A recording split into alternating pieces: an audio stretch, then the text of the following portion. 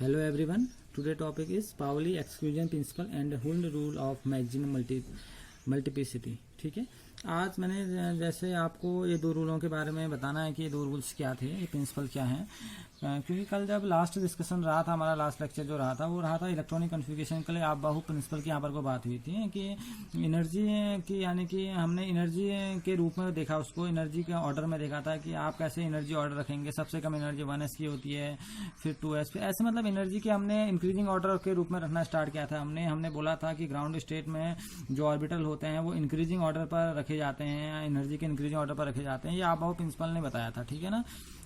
अब उससे आगे को उन्हीं एनर्जी ऑर्डर्स को, यानी कि अब आप कैसे इलेक्ट्रॉन फिल करेंगे किसी सेल में, किसी सब सेल में कैसे आप इलेक्ट्रॉन फिल करेंगे, इस चीज़ को आप जस्टिफाई कैसे करेंगे, इसको बताने के दो प्रिंसिपल आए थे। एक को बोला गया पाउली एक्सक्लूजन प्रिंसिपल, ठीक है ना, हिंदी में इसे बोला जाता है पाउली के अपवर्जन का सिद्धांत। ठीक है, तो पाउली एक्सक्लूजन प्रिंसिपल क्या था, थोड़ा मैं इस पर आपको एक डिटेल थोड़ा इसको दे दूं। मैं पाउली एक साइंटिस्ट थे, ठीक है ना, ये ऑस्ट्रियन साइंटिस्ट थे और इन्होंने 1926 में एक प्रिंसिपल रखा था और बेसिस रखा था उसके लिए क्वांटम नंबर। क्वांटम नंबर का बेसिस रखने की वजह ये थी कि क्वांटम नंबर क्या है, जो किसी सेल के, सब सेल के शेप को, साइज को, उसके ओरिएंटेशन को, इलेक्ट्रॉन के स्पिन को, उन सब की जानकारी दे देते हैं क्वांटम नंबर। तो क्वांटम नंबर एक बेसिक्स थे किसी भी ऑर्बिटल्स के बारे में बारीकी से जानकारी लेने के लिए। तो पाउली ने क्या बोला उसको समझते हैं पहले, चलिए।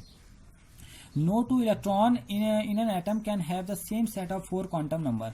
ये कह रहा है no two electron in an atom, किसी एटम में जो दो इलेक्ट्रॉन होंगे, आप जानते हैं किसी, मैंने बताया, आपने बोहर-बरी प्रिंसिपल पढ़ा है कि 2n स्क्वायर रूल पढ़ा है आपने, यानी कि n की वैल्यू अगर आप 1 रखेंगे, 1 रखा आपने, n की वैल्यू किस सेल में आया, k सेल में आया, तो k सेल फर्स्ट सेल है, तो फर्स्ट सेल में आपसे 2 से ज्यादा इलेक्ट्रॉन पॉसिबल है नहीं, यानी कि किसी एक ऑर्बिटल में आप 2 से ज्यादा इलेक्ट्रॉन रख नहीं सकते हैं। ठीक है ना, उससे ज्यादा है नहीं। अब उन्हीं 2 इलेक्ट्रॉनों के लिए कह रहा है, अब क्या कह रहा है, no two electron in an atom can have the same set of 4 quantum number. किन्हीं भी 2 इलेक्ट्रॉनों के लिए चारों क्वांटम नंबर एक जैसे नहीं हो सकते। इन्होंने बोला अगर आप कहीं पर देखेंगे आपने n इक्वल टू 2 रखा, ठीक है ना, वहां पर को l की वैल्यू क्या आएगी, फिर m की वैल्यू क्या आएगी, ये और s की वैल्यू क्या आएगी। ठीक है ना, इस बात को समझ। ये कह रहा है किन्हीं भी 2 इलेक्ट्रॉनों के लिए चारों क्वांटम नंबर एक जैसे नहीं हो सकते हैं। अब वो कह रहा है आप ट्राई करके देख लीजिए, आप देखेंगे तो अगर आपको लगता है कहीं पर को n और l की वैल्यू सेम हो गई तो वहां पर आपको m की वैल्यू डिफरेंट आ जाएगी। ठीक है ना, और कहीं पर को l की वैल्यू डिफरेंट आ जाएगी, यानी कि किन्हीं 2 इलेक्ट्रॉनों के लिए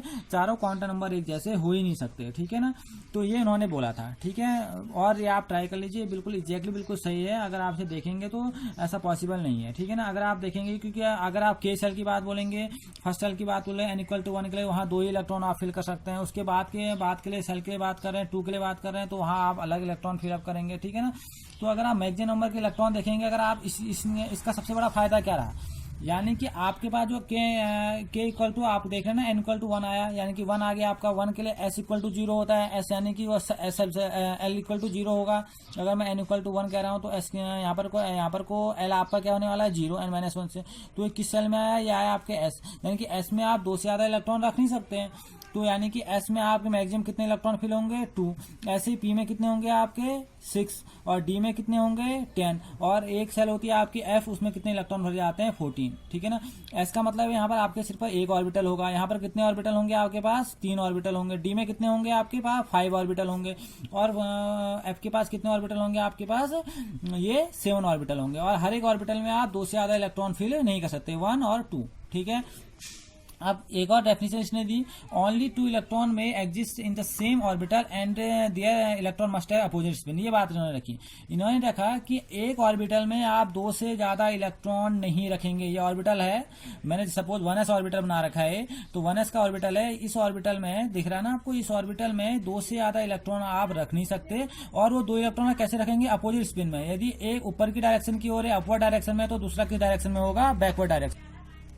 तो दूसरा किस डायरेक्शन में होगा, बैकवर्ड डायरेक्शन में होगा। तो ये बोला उन्होंने पहले बात क्या बोली, उन्होंने बोला किन्हीं 2 इलेक्ट्रॉनों की चारों क्वांटम संख्या एक जैसी नहीं हो सकती, यानी कि no 2 electrons in the atom can have same set of 4 quantum number. पहले तो ये बोला। सेकेंडली बोला है कि एक ऑर्बिटल में 2 से ज्यादा इलेक्ट्रॉन पॉसिबल नहीं है, और उनका जो स्पिन होगा हमेशा क्या होगा, अपोजिट स्पिन के ही वो आपको मिलेंगे, ये उन्होंने बोला था। ओके, और ऑर्बिटल में कैसे इलेक्ट्रॉन भरे जाएंगे, 2n² रूल से आप इलेक्ट्रॉन भरेंगे, ठीक है। n = 1 रखेंगे तो आपकी फर्स्ट सेल आएगी, 2 रखेंगे सेकंड सेल, l फिर m फिर n, ऐसे आप रखते रहेंगे और आपके ऑर्बिटल आपको मिलते रहेंगे। ये था आपका पाउली एक्सक्लूजन प्रिंसिपल।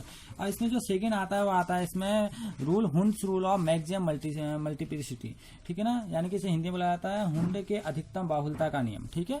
अब देखो ये है क्या, पहले इसको समझ लेते हैं। ये कह रहा है pairing of electron in the orbital belonging to the same subshell PDF does not take place until each orbital belonging to that subshell has got 1 electron each, that is it is singly occupied. इस बात को समझना भाई। देखिए S के पास तो एक ही orbital होता है, ठीक है ना, S के पास एक ऑर्बिटल है। P के पास कितने ऑर्बिटल होते हैं, 3 ऑर्बिटल होते हैं। ऐसे D के पास कितने ऑर्बिटल होते हैं, 1 2 3 4 और 5। D के पास 5 होते हैं। और ऐसे F के पास कितने होते हैं, 1 2 3 4 5 6 और 7। इसके पास कितने होते हैं, 7 होते हैं किसके पास, F के पास, ठीक है ना। और D के पास कितने होते हैं, 5 होते हैं। अब इस बात को समझना मैं क्या कह रहा हूँ।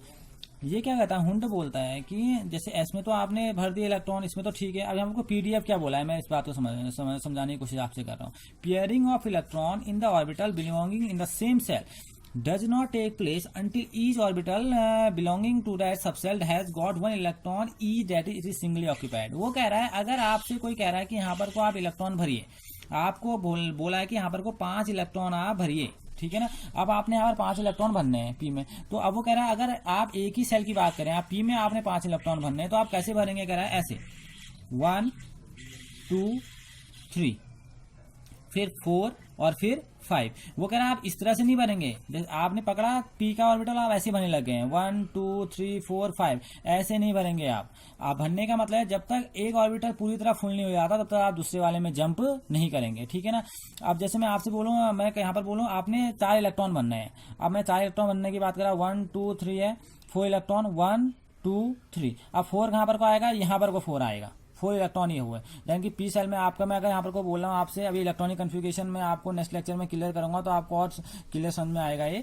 जैसे मैंने आज चला P4, यहाँ पर को 4 इलेक्ट्रॉन आपने भरने थे, तो 1 2 3 नेक्स्ट फिर कहाँ आएगा, यहाँ पहले यहाँ फुल होगा। आप ऐसे नहीं भरेंगे 1 2 3 4, ये तरीका गलत है। वो बोल रहा है तब तक आप नहीं भरेंगे जब तक कोई एक ऑर्बिटल सिंगली ऑक्यूपाइड नहीं हो जाता है। जब वो सिंगल ऑक्यूपाइड हो जाएगा तब आप नेक्स्ट वाले को क्या करेंगे, भरेंगे। ये लिखा है पेयरिंग, और पेयरिंग तभी होगी जब हर एक में एक एक इलेक्ट्रॉन होगा, उसके बाद पेयरिंग आप करेंगे। ये PDF does not take place until each orbital belonging to subshell has got 1 electron each, that is singly occupied. यानी कि पहले आप 1 2 3 करके भरेंगे, उसके अगर चौथा आएगा तो फिर वो क्या करेगा, पेयरिंग करेगा। 5th होगा तो फिर यहाँ पेयरिंग करेगा, 6th करेगा तो यहाँ पेयरिंग करेगा। आप इस तरह नहीं भरेंगे 1 2 3 4, ये तरीका नहीं है। जब तक एक ऑर्बिटल पूरी तरह से उसमें एक इलेक्ट्रॉन ना आए तब तक आप सेकंड यानी कि पेयरिंग स्टार्ट नहीं करेंगे। यानी कि हर एक ऑर्बिटल में एक इलेक्ट्रॉन होना जरूरी है, उसके बाद आप क्या करेंगे, पेयरिंग करना स्टार्ट करेंगे, ठीक है ना।